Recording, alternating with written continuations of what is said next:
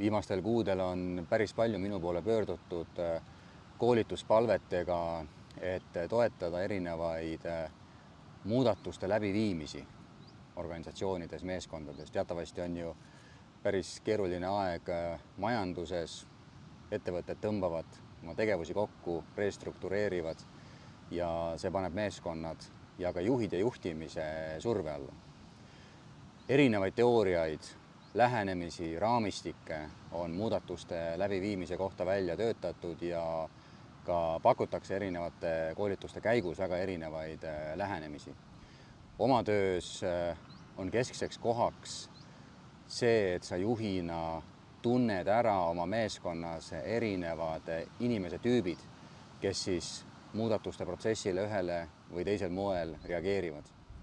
Ja oma töös olen siis tähele pannud, et võib välja tuua 5 inimtüüpi ja loomulikult ei ole see per se nagu inimtüüp, aga see inimtüüp avaldub selles käitumises, kuidas moodi muudatuste protsessis mõni inimene käitub.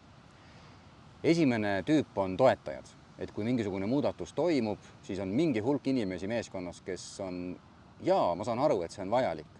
Võib-olla see on veits ebamugav mulle isiklikult, aga organisatsiooni vaatest, meeskonna vaatest on see vajalik ja nad toetavad seda protsessi, juhti, meeskonna. Teine grupp on lahkujad, kes on iseenda vastu ausad, nad on juhi vastu ausad, tööandja vastu ausad, nemad ütlevad, et mulle see ei sobi ja nad lähevad ära.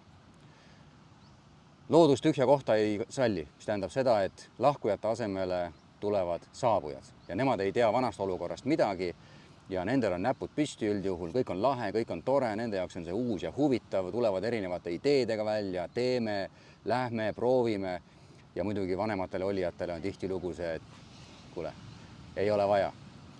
Siis 4. grupp on kahtlejad.